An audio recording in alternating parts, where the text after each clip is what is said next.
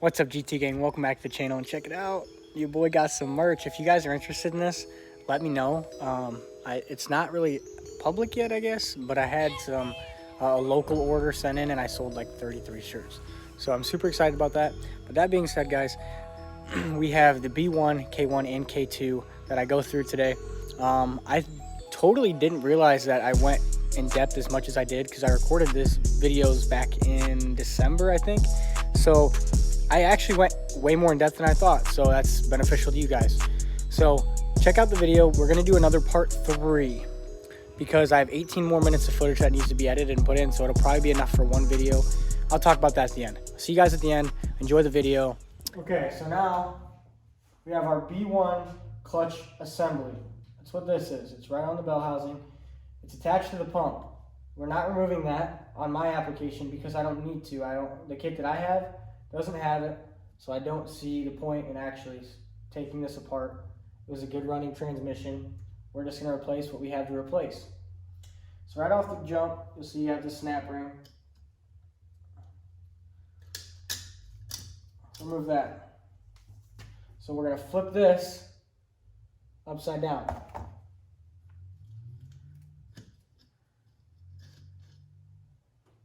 Take these out. All these clutches and drive plates will come right out. Except the bottom one, which is your cushion plate. Set that off to the side along with your backing plate, which is the top one. These are not in the kit. That's why I'm setting them off to the side. So my clutches and drive plates, I'm going to go ahead and just inspect them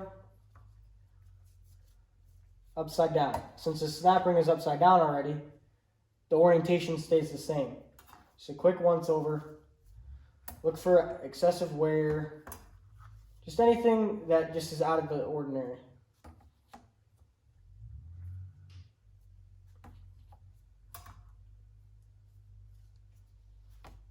And then once we have them all checked, the visual inspection is passed, we'll put them together, write down the measurement that we get with the veneer, and see what that is opposed to the upgraded clutches. So there's a little bit of wear right here. It's at the bottom.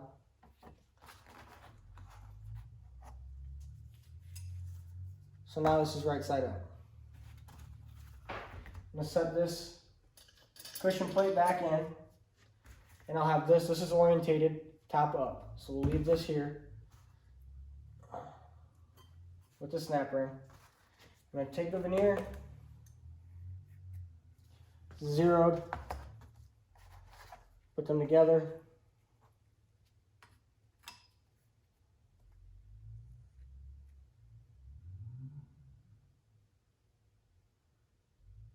You write down what you get, and then we'll take out the new B1 clutches and compare that measurement with this measurement and see how close they are. These should be a little bit smaller of a measurement just because they're used and they're worn out a tad. And then once it passes that test, we'll go ahead, throw the new clutches and drive plates on, and we have a couple seals that we have to replace while we're here. Okay, so here's the new set.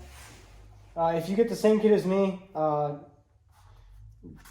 I did notice that the new set comes with 5 drive plates as opposed to the 4 on this one, but don't worry, they mic out just about the same. The new set comes to 0.655, which is 5 thousandths more. That's because it's new, it's not used.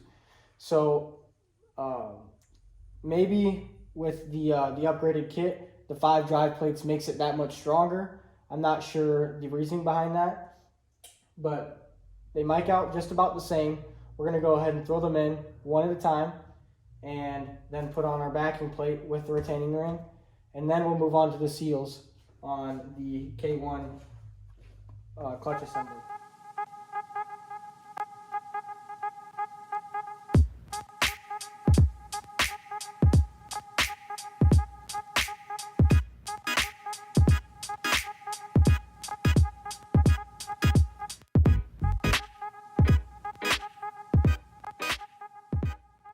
So I swapped out these rings Here's the ring kit and the part number.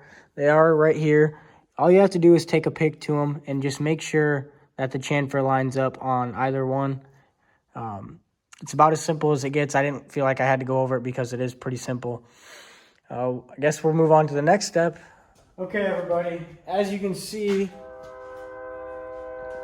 we have K1, the clutch housing, and K2, along with the input shaft, as one sub-assembly. We removed it all together so that it's easier to rebuild, and it's just, we just think it's the better way to do it. So I'm going to go ahead and take off the K1 clutch housing. No clutches fell out because there's a snap ring on the bottom. So flip it over. Remove the snap ring, pull out the clutches and drive plates, and we actually have to remove a sprag that's in the middle. Throw you guys on a time lapse until we get to that point.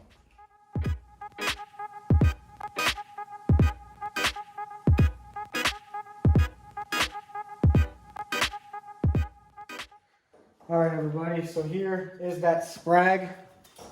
We have all the clutches out. And there's a snap ring right here, remove that. And it's actually 3 pieces. There's this top lip, a bottom lip, and you have the roller bearing assembly that actually stays together. So it'll come out in about 3 parts. But we first have to take off the snap ring and go from there.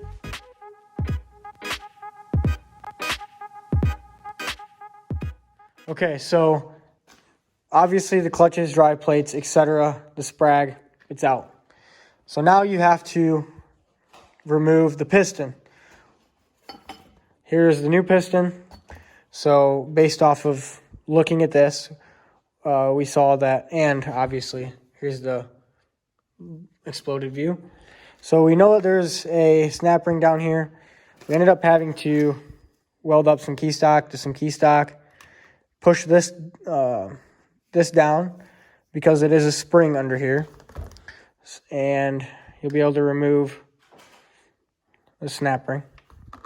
Okay, so after you remove the snap ring with whatever tool you use to press down to remove the snap ring, you will have 107. You'll have your balance piston, which is what this is. So I'll flip that upside down right here. Then here is actually the spring that you're compressing. And then from there, you're able to slide your piston out. We had to turn it around upside down and kind of smack it against the cardboard to get this free. But there we have it. We have one seal here that will need replaced. We'll just throw it on the new one, obviously. And then we have a seal at the bottom here. I don't know if you can tell. It's all the way down here at the bottom of that drum. So we're going to go ahead and do that, throw you on a time lapse, and then I'll walk you through putting in the clutches.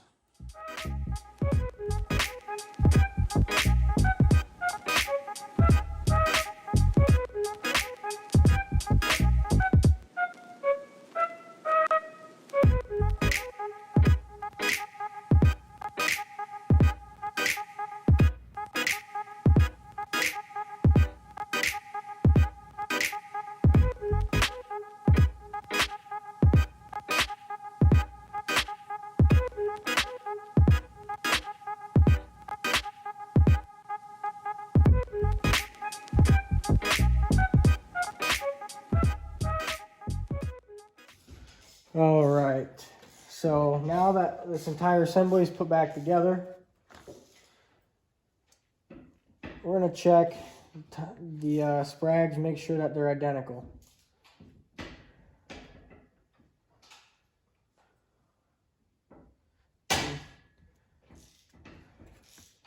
$9.20.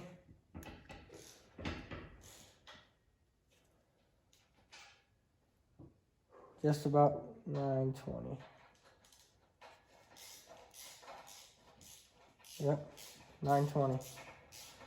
Okay, so there are arrows for indication on these. So when I install this, I will be using some ATF to kind of lube it in. There we go, it's on. throw on the snap ring. There we go. Snap ring's in. Now we're ready for the clutches and the drive plates. So right off the jump,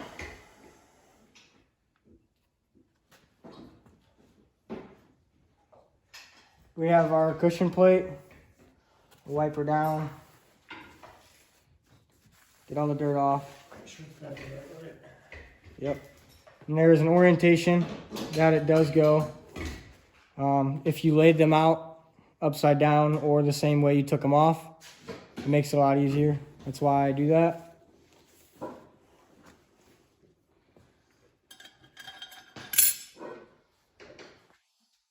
Then we're gonna start putting on the clutches. I'll throw you guys on a time lapse.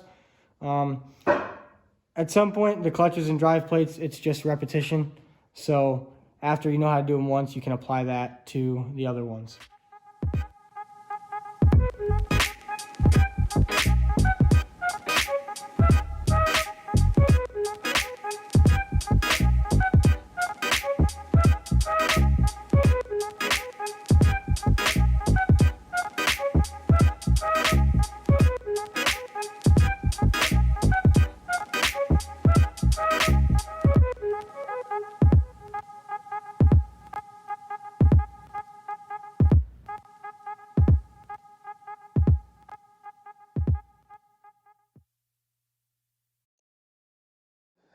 So we have K1, or no, this is actually K2,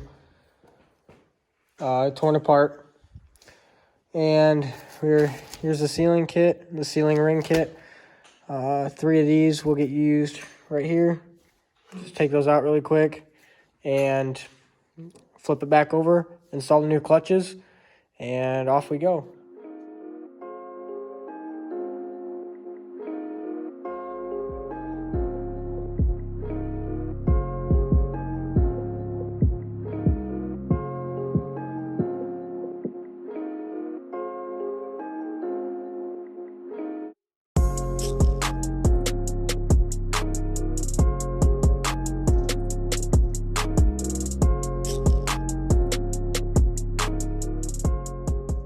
Alright GT gang, thank you so much for watching this entire video. We rebuilt K1, K2, and B1 in this video. As you can tell, that is not the entire transmission.